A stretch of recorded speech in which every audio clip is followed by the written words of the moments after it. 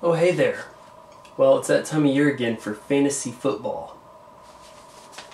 I'm a little bit under the weather, so expect some awkward jump cuts and pauses. Okay, my team this year, this is my first time doing this, so I know I'm not an expert, but you want to keep track of my team or take some of my advice on your draft, this is what I've done, okay?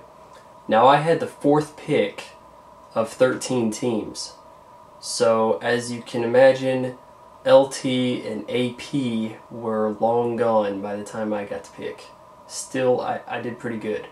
First pick, Tom Brady, okay?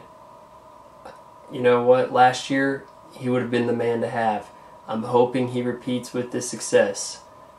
So, I got Tom Brady, and I had to wait a while to pick again because the board moved down, and then it kind of worked back up, so it's something I didn't really expect at first. Backup quarterback's Matt Leinart. Maybe he'll start. By week 4, when Brady has to sit, it could happen. Okay, my running backs, I've got Darren McFadden. There wasn't a lot left, so I had to go for rookie. I hear a lot of people say that he reminds them of Adrian Peterson, so hopefully he'll kick some butt. I also have Fred Taylor, a veteran. I think he was good for like 1,200 yards last year with like 223 carries. That's pretty good. Very productive back. And then kind of in backup right now are 2 Bears running backs, Adrian Peterson of the Bears, not the Vikings, and Kevin Jones. Hopefully one of them gets a start, and I don't think Kyle Orton or Rex Grossman are going to be throwing a lot of passes, so expect the Bears to run. Now in receiver, I kind of dropped the ball. See, my plan is to go with someone who can just get a lot of catches. That's because in my league, each catch gives you a point. So, Wes Welker. And that's really my main plan right here, was everybody with touchdowns is gone.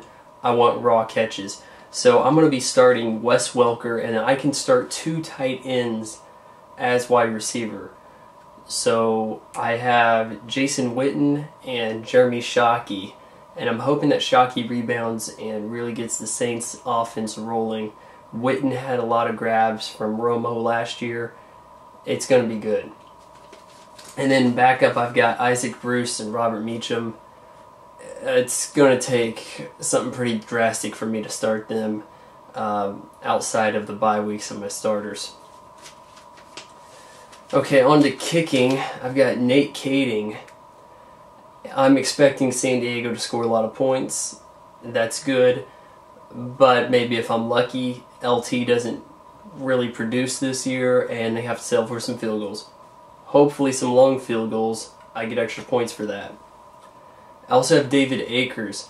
You know what? A few years ago, that's a pretty good pick. So, something happens to Kading, Akers, you're in.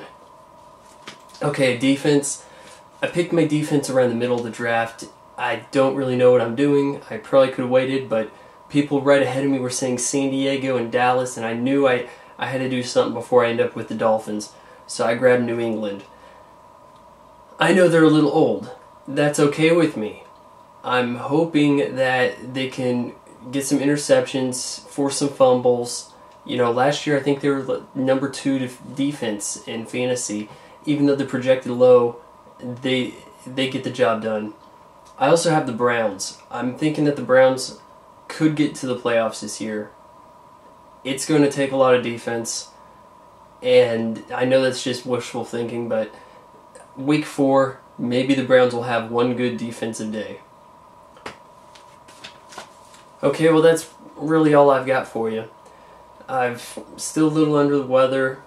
I'm working on some other stuff. I'm trying to get some stores set up here so that I can create some merchandise and come up with some good t-shirts for everybody to possibly buy.